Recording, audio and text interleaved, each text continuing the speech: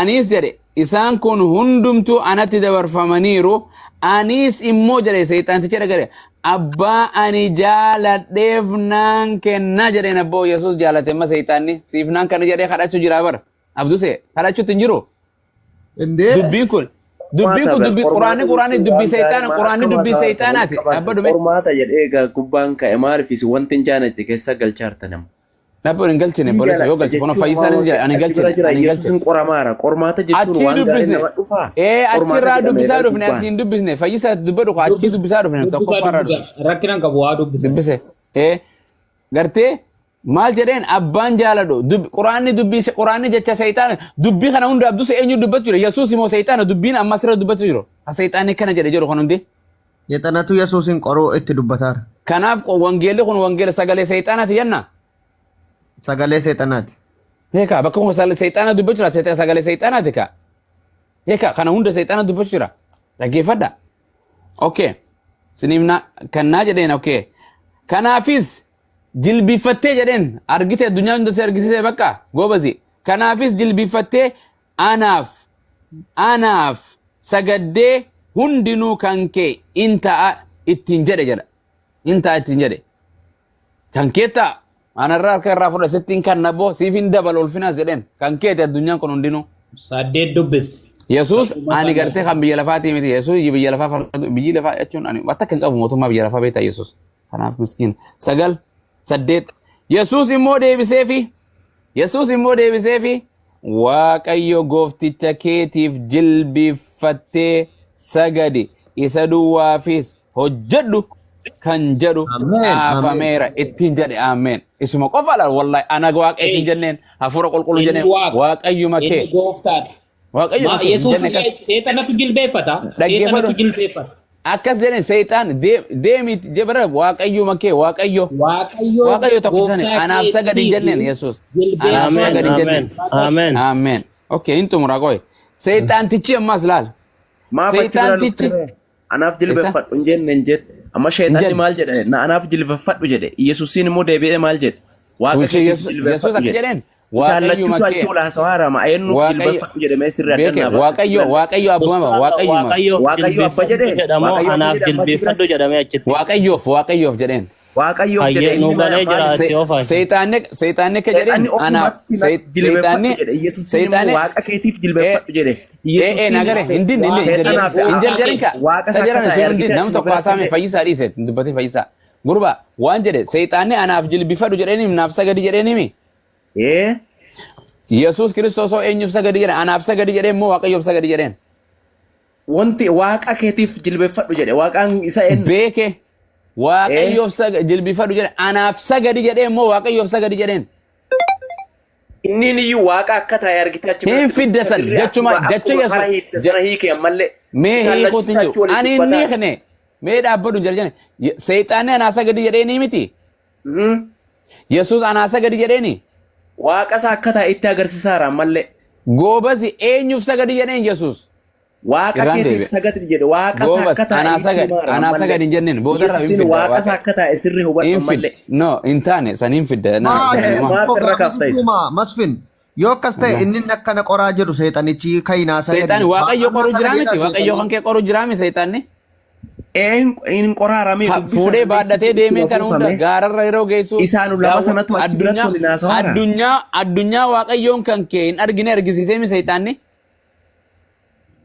argisiise nama ber yesus namallee waaqallee amma nama la gartee amma nama waaqayyo jedha duba amma nama angollee siifin dabala jedheen ustaate tirkan kaajee biyya lafa harkaan qabu innis waaqayyoon kan kee aangoon qabu Oi, amma sirrinaa caqasa akkuma jalaan hiittanii sanatti ammallee itti deebi'e akkuma sana hiika isaan lachuutti waliin amma nama naan jette aangoon siif dabala aangoo mootummaa aangoon sii kana jedhan yesus qaba waan qabu in qoramaara qormaata jechuun maal inni qormaata eega namni qoramu yesus kiso niin qaba jedheeni niin qaba jedheeni siifin kan guyan Mono man dhaggeeffatu gurbaan meenaan fixaa dhaggeeffadhu booda irratti waliin haasawna niin waan hin taane hiikan hin taane yoo dubbiftan taa'e goobasi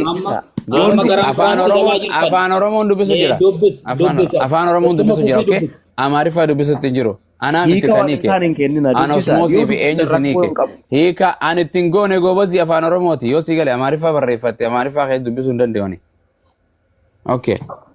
Ayyee. Dhaggeeffadhu afaan Oromoo dubbisu Amaariffaa miti. Okay.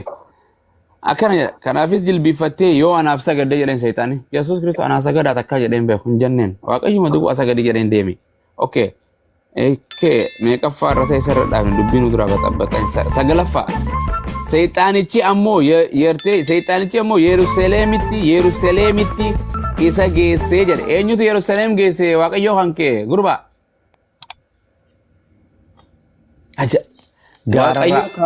Waaqa sagadi ka jedhe sana isallee fudhadhu akka waaqa isa akka taa'e. Waan jedhe akka waaqa taa'e. Na dhagee waan si gaafadhe qofa. Goobasi waan si gaafadhe qofa deebise. Eenyutu iddoo onaarraa mana qulqulfiittee mana qulqullummaarraas geessee gaararrattis ol baasee eenyu biyya fagoo sanii biyya inni dhalatee fuudhee Yerusaleem geesse. Eenyu geesse? Seexaanami. Hin qoramaa raba amma qormaata jechuun maal inni qormaanni maaliif si dhufame? Waaqayyo seexaanni qoratama. Ani qoramtame. Dhaggeeffadhu boo Waaqayyo miti ani. Ati waaqa jetteetti amanta Yesuusi. Fitsum amlaak jetta. Waaqa qofa sin jedhe Yesuus nama Okay si gaafadhe. Deem ati deemte fayyisaa deemi na cinaan dubbatini. Waan sin jedhe Yesuus Kiristoos yeroo qoramu kana Waaqayyoon keessa jira moo hin jiru? Nama keessa jira jee eenyutu keessa jira sin jedhe. Keessa jira moo hin jiru? Nama qulqulluu fi waaqa qulqulluu sin jedhani. Yesuus Kiristoos keessa jira jechuun maal jechuu? Keessa wal keessa Yesuus nama guutus waaqa guutus himi. Waaqayyoon isa keessa jira miti abbaan na keessa ani abbaa keessa jedhemi. Eenyu achi keessa jira sin jedhe. Yesuus keessa hin jiru didee amma qullaa didu jira. Yesuus keessa maal jechuu ati naa himi ani beeku. Achi keessa jira sin jedhe. Nama guutu jettee akkam achi keessa jira jette. Yesuus nama guutu waaqa guutu. Akkas waaqa guutu. Okay. Ragaan akkan kanas waan sin jedhe Yesuus abbaa keessa jira moo hin jiru? Didi waan keessa jira jedhe. Yesuus abbaa keessa Yesuus abbaa keessa jedhee moo hin jenne? Anaaf abbaan keessa jira maal jechuu si galee jechaan hojii jedhame. Jedhee moo hin jenne sin jedhe min maalatu noo sin jenne sooyya. Si galee qaruma hin beektu si galee. Yesuus Kiristoos maal jechuu siin gaafadhe naa himete ragaa hojii waan jedhe moo hin jenne Yesuus ana abbaa keessa abbaanis na keessa jedhe moo hin jenne? Jedhe maal jechuu inni hiikkaasaa si galee? Amma naa hime ragaa amma naa hime wal keessa jiranitti naa galee amma naa hime ragaa hojii afaan keetiin boqu wangeelarraa. Sirri naa amma sirri naa caqase. Naa hime wal keessa. Abbaan naa keessa abbaan ka samayii fi ardi kana ka uume akkam taa'ee si keessa taa'ame?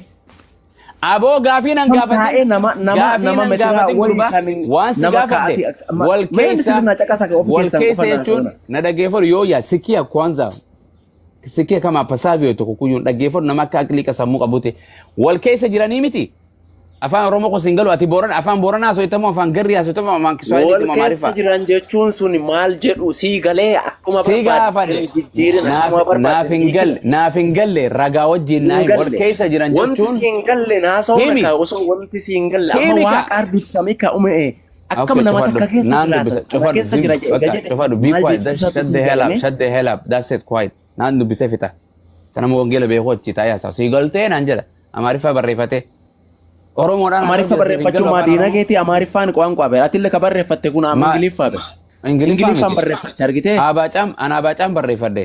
Abaacaan barreeffadhe. Abacaallee barreeffadhu maallee barreeffadhu. Uumama takka wanti rakkoon irra barreeffa. Ati Ingiliffa biyya alaati barreeffadhu. Ani Amaaraa miti Oromoodha. Ani kana waa'ee kana rakkoo keessan argitanii? Ani rakkoo kiyyaa miti ka ani afaan Abaacaan beeka ati afaan Amaaraati wanni Amaariffa Abaacaan. Afaan rakkoo qabame. Waa'ee afaan illee wal qoqqoodanii kanatu rakkoo isiniif fide ammallee. Si qorachuu jira. Ani Amaaraa miti. Isin Arabaare afaan Arabaa fayyadamaa kan ustaad. Maaliif nabi ani afaan okay bareedu sooretti afaan Arabaa wanni fayyadameef afaan Arabaa gaafi bareeda.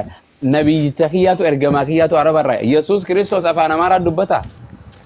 Ay Arabaa dubbata malee. Isin gaafadhe isin gaafadhe sooretti afaani waan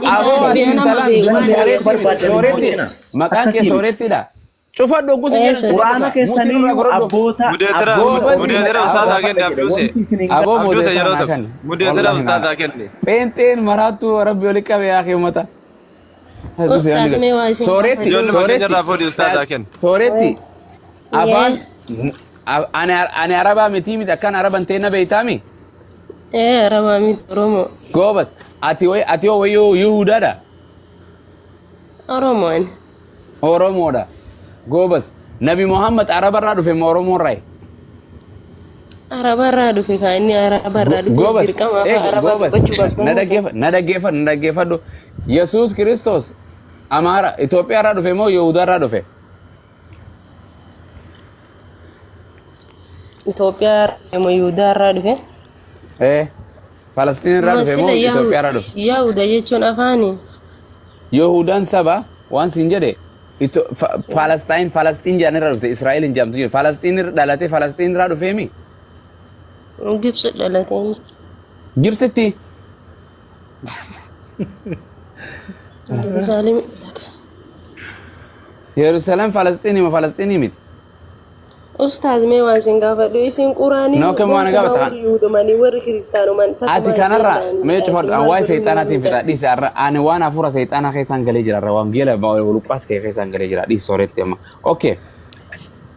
Saglaffaa. Seexanni quraana amanteetti Seexaanichi amanteetti ustaaz. dhaggeeffadhu kun seexantichi waaqayyoo keetti hojjaasaa jirti. Allah hojii miti dhaggeeffadhu mee haa nu dhiise amma filiis. Seexaanichi dhaggeeffadhu quraanaa mee kan hin dubbisu jiru kun ani islaama ta'ee wangeela gun dubbisu quraanaan dubbisu jira isin fakkaatte maqaa isaatiin. Gartee seexaanichi ammoo Yerusaalemitti isa geesse ammas qabee biyya Yerusaalem geesse ammas ragaa waan ta'e Galiilaayaa kanarraa fuudhee mana qulqullummaa bosona keessaa fuudhee achi fiixee gaararraa fuudhee eessatti isa geesse Yerusaalemitti isa geesse fiixee guutuu mana qulqullummaa irra isa dhaabachiisee dhugumaan ilma waaqayyoo yoo taate as gubbaaf gad darbadu jedheen ammas abboo Yesuusiin qormaata laa ilaaha illaa waanuma rakke namtichi gurbaa kana. Kurnaffaa gartee dhimmamanii akka si eeganiif ergamoota isaa siifin abbooma jedheen waaqayyoon. Eenyutu isaaf abboomama? Waaqayyo. Yesuus waaqa silaa ta'e waaqayyo si abboomama jedhuun. Gartee. Okay. Seexaana irra beektanis seexaanii Yesuus hojjetu ture bara. Gartee isaanis miilli kee dhagatti akka hin buunetti harka isaanii irratti si hin baatu kan jedhu caafamee ittiin jira jedheen. Yesuus 12 irratti Yesuus yommus waaqayyoon gooftaa kan kee garmalee hin gartee eeggatin jedhameera jedhee deebiseef. Okay. Seexaanichi immoo Yesuusiin karaa gartee karaa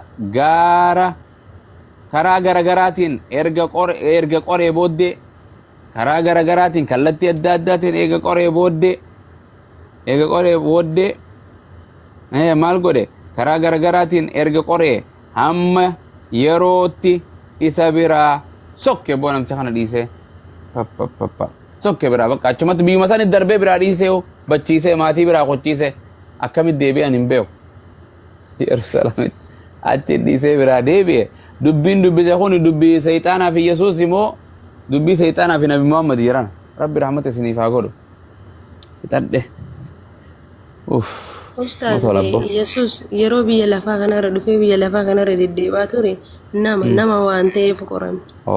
Bareeda. Okay. Qoy biyya kamitti? Okay, ani ragaa waaqarrattis akka nama ta'e tokko. Gaafa dhufus akka nama ta'e 2 gaafa ol bees akka nama ta'e 3 gaafa marraa lammaffaa deebus 4 akka nama ta'e ragaa yoon si kanne ni amanta. Ani iddoo inni masaaf quddusii keessa iddoo inni ani gooftaadha ana malee waan dhibaa hin jiru jedhu itti isiniin fida. Yoo kan akkas yoonaa fidde ani waa gooftaan siifin fudhadha ni fidda? Nin fida dhugaa. Amma si fudhadha kuna. Iddoo ana qofatu waaqayyoodha. Ana malee waan dhibira hin jiru iddoo inni jedhu isinii fida. Naa kan ammaan pheenxee ta'a. Amma garna gargaaraa jedhin warra jala jiru hundaan ammaan pheenxee si ta'a. Eenyu kijibee ati yoo hin finne dhaggeeffa sorry yoo boqonnaa akkasitti hin finne islaama ni taata.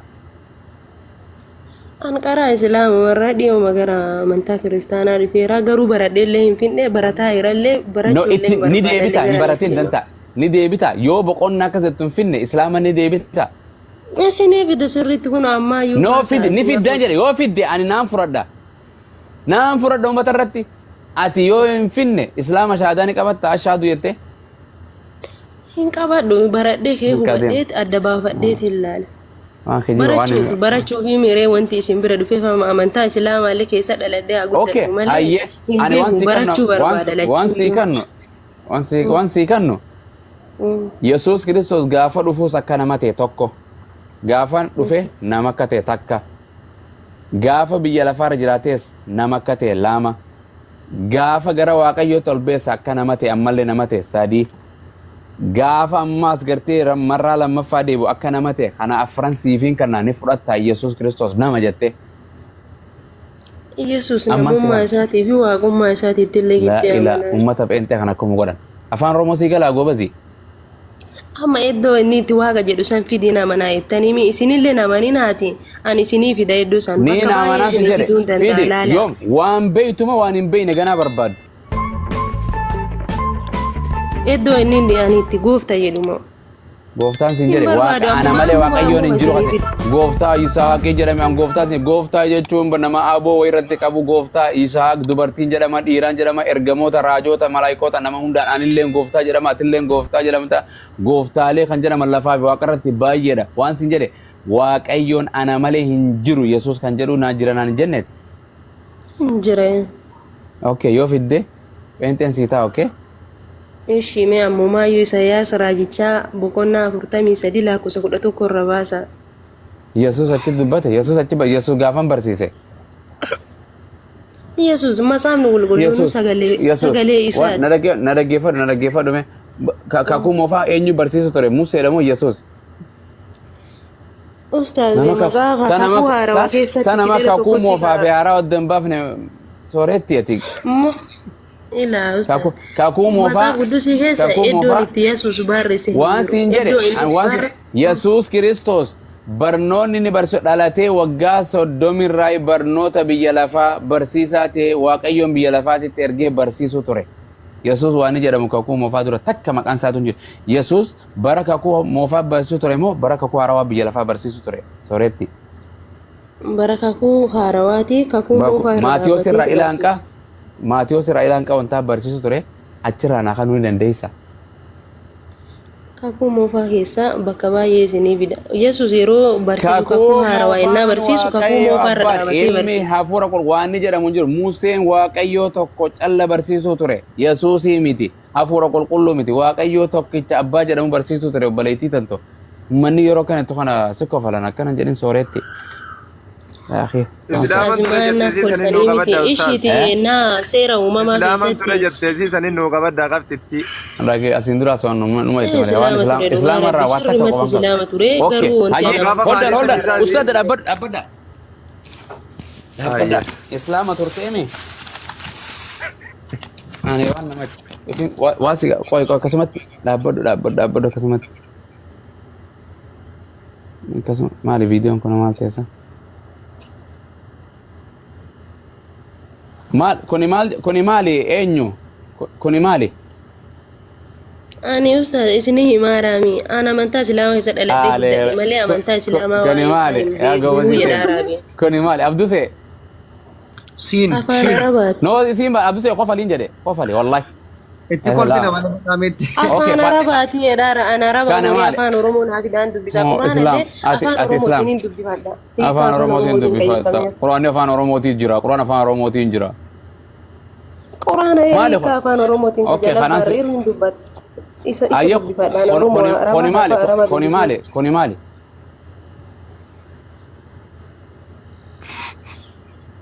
mudhataan jiru sirriitti asiisa okay mul'atu agarre goobas akkasi sanis Muslima waan naa turte amma muslima addunyaa ustaad turte. kana hundaan qaba namuma dhufe ulii ilaala uruuful anini ustaad an arabaa miti Ustaad amma nuu fidde wallah. amma ulii warra dhufe hundaan anuma yaama tolfadheetiin hunda asii qaba takka takkattiin isa wal ustaad keessa dagaattanii akkasi bira qote islaama turte goobas jabdu dhugaa rabbi islaama ture garuu amantaa islaamaa keessa wanti okay an beeku waan si dhaggeeffadhu hangamta keessa turte islaama keessa ana maamanni kiyya 20 mata 16 keessa tureera kudha jaha ilma kiyya kaamata sadii fidee si garsiisu waan kana hunda akka dubbisu Number na kena bonini. muawwad qoy Malis la haram maal jechuun gara inni waa araba ta'e ramuudhaaf araba barsiiftaniif isin. okay Ustaz. muezzino Waa tokko keessa hin jirtu si argineerra. jolle rabbi si baase irrafe daa'imni kiyya irrafe wallahi lazim Haara fuudhiisa Ustaz. Awwadhaan dhugaa beekni mara maatiin keenya ijoollee dhiiraa malee ijoollee dubaraan barsiisne garuu islaam in barsi islaama akkami min maalatno islaama akkami islaama qubee araba alif baataa takka irraa quban qabne akka sagadu hin beeyne zimbilo normal no bakka intalti jette san akkasuma Zim jedhee sagada kayii kaasaan Michuu qabne mala maamira sagadu turte Qallaal iyyuu sagadu. attahiyyaata jedhime Attayyaatu. Billahi. Akkamitti isinii jedha. maa ummata dila kana Jalqaba rabbi bismillahir rahmanir rahim. Hawaasa sigaa Alhamdulillahi rabbil alamin. kana waajiinu ni qara التحيات لله وبركاته الطيبات الصلوات السلام عليكم وعلى الرحمة فدير دوغا وغافر الراتوريرا kasongo jedhe namtichi أما سين أستاذ بولي كمان مساف أيه تدري وانا كان جدي ما يسر ميتي دات تنيمي waan Kana islaaman ture akka jettee afaan ayya amma ko islaama keessatti gaafa islaamummaa keessa jirtu waaqa meeqa waaqessaa turte Waaquma sanuun beeku zim jedheetuma sagadaa ture kun waaqa kaabaa asitti. ati waaqa bakka waaqeffatu akka kiraa waan goota kana duba islaaman ture naan jetta waan waaqessitu hin beektu nu gaafatta ammoo kiristaana keessatti waaqa meeqa waaqessita Waaqa tokko waaqe. okay tokkichi san eenyu Tokkichi sun abbaa ilma hafuura qulqulluu sadan waaqa tokko waaqessa. laalla dhageeffadha tokko naan jette abbaa ilma hafuura qulqulluu wasadeen kana walitti dammartee sadiima walitti dammartus sadii waaqa sadii tokko jettee waaqessitaa waaqa sadii tokko jettee waaqessa aqlii akkameete man nama meeqaa sirra jira amma nuti nama meeqaa sirra jira Walitti cuunfamnee nama ta'a. Nama sagal. nama sagali moo nama tokko Ustaaz nama walitti hin fudhatamu haa. aboo wanta lakkoofsi obboleetii tanto lakkoofsi waaqayyoo jettus nama jettus eenyu jettus nama sagali nama tokko jenna Amma be sira maama fakkeenyaaf ustaaz. okay ati mee waan wangeela dhiise quraana raasirraa dhiise waan isa wangeela keenii fudhatte afaan oromoo ni dubbista sirritti salaateette sirritti hin dubbista soretti ayye yesus kristos gaafa dhufe gaafa biyya lafaa dhufe kana gennaa afaan oromootiin dubbifannu isaa warri kiristaanoman ila dhagaattaniimi isaa warri kiristaanoman isaa warri guyyaa akiraatii fi ijoollee dhalootaan isaati Shaashamannee ganda kam nageellee arsii nageellee arsii kanaatu si balli nageellee arsii pheenxumaatu uummata akkana isin godhe isin baxabbate okay nageellee arsii ganda qaloo gurraatti qaloo okay ayyee waan jedhu wangeel nama dubbistaami wangeelif biraan ni qabdaati silkii keessaa qaba malee biraan qabu aappiisa okay si dubbisu